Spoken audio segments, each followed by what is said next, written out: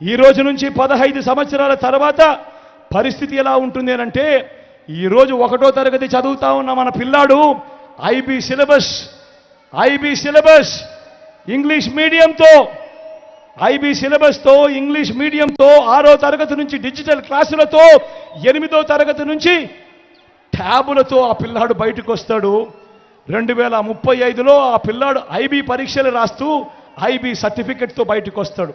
వచ్చిన ఆ పిల్లాడు మరో 4 ఏళ్లలో డిగ్రీ పూర్తి చేస్తాడు. ఆ డిగ్రీలలో కూడా 30% నుంచి 40% కోర్సులు ఏ హార్వర్డో, ఎల్ఎస్సియో, స్టాన్ఫోర్డో ఇటువంటి ప్రఖ్యాత యూనివర్సిటీస్ నుంచి ఆన్లైన్ ద్వారా వాళ్ళ చదువులు, వాళ్ళ సర్టిఫికెట్లు, వాళ్ళ కోర్సులు, వాళ్ళ చేత సర్టిఫై చేసిన కోర్సులతో డిగ్రీ పుచ్చుకుంటాడు. 15 సంవత్సరాల తర్వాత బయటకు వచ్చే ఈ పిల్లాడు అనర్గళంగా ఇంగ్లీష్ మాట్లాడుతూ పెద్ద పెద్ద కంపెనీలకు, మల్టీనేషనల్ కంపెనీలకు ఆ పిల్లాడు అప్లికేషన్ పెడితే ఉద్యోగాల కొరకు ఎలా ఉంటుందో ఒక్కసారి ఆలోచన చేయమని కోరుతా ఉన్నాను సవినయంగా.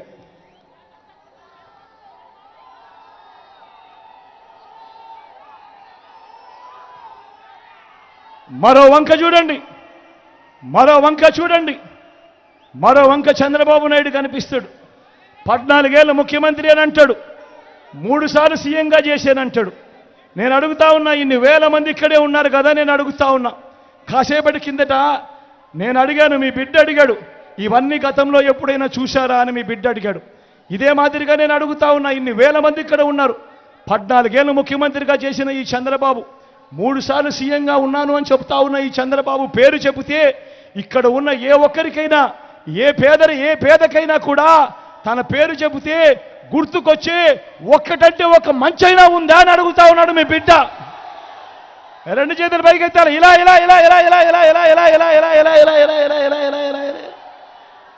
14 ఏళ్ళు ముఖ్యమంత్రిగా చేసిన ఆ వ్యక్తి, 3 సార్లు సీఎంగా చేశానని చెప్పుకుంటా ఉన్న ఆ వ్యక్తి, ఆ చంద్రబాబు పేరు చెబితే ఏ పేదకైనా కూడా ఆ వ్యక్తి పేరు చెబితే గుర్తుకొచ్చే ఒక్కటంటే ఒక స్కీమ్ అయినా ఉందా అని అడుగుతా ఉన్నాడు మీ బిడ్డ.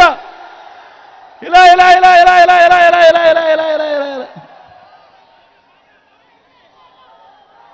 చంద్రబాబు పేరు చెప్తే 14 ఏళ్ళు చంద్రబాబు ముఖ్యమంత్రిగా చేశాడు. 14 ఏళ్ళు ముఖ్యమంత్రిగా చేసిన ఈ చంద్రబాబు పేరు చెప్తే ఏ పేదవాడికి కూడా, ఏ పేదకు కూడా తాను చేసిన ఒక్క మంచి కానీ, తాను చేసిన ఒక స్కీము కానీ గుర్తుకు రావడం లేదు అని అంటే ఆయన ఏ స్థాయిలో ప్రజలను మోసం చేస్తూ పరిపాలన చేశాడు అన్నదానికి ఇంతకన్నా నిదర్శనం అవసరమా అని అడుగుతా ఉన్నాడు మీ బిడ్డ. అధికారంలోకి వచ్చేదాకా అబద్ధాలు, మోసాలు, అధికారం దక్కితే చంద్రబాబు చేసే మాయలు, మోసాలు ఎలా ఉంటాయో ఒకసారి చూపమంటారా?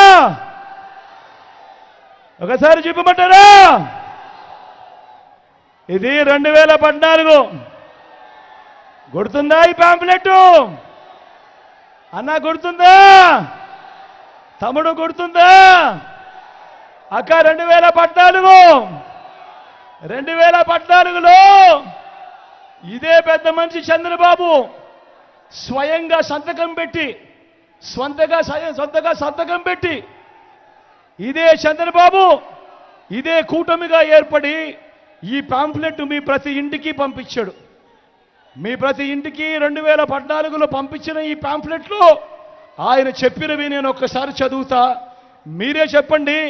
2014లో చంద్రబాబును నమ్మి మనం ఓటు వేస్తే ఆ తర్వాత 2014 నుంచి 19 మధ్యలో ఆయన ముఖ్యమంత్రిగా ఉన్నప్పుడు ఇందులో చెప్పినేటివి కనీసం ఒక్కటంటే ఒకటైనా చేశాడా? నేను మిమ్మల్ని అడుగుతా ఉన్నాను, మీరే సమాధానం చెప్పండి నేను అడుగుతా ఉన్నా.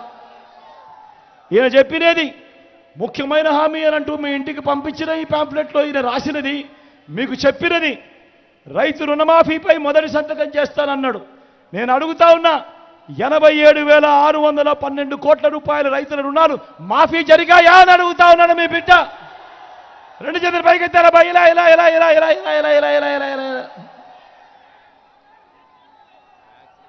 రెండో హామీ పొదుపు సంఘాల రుణాలు. పొదుపు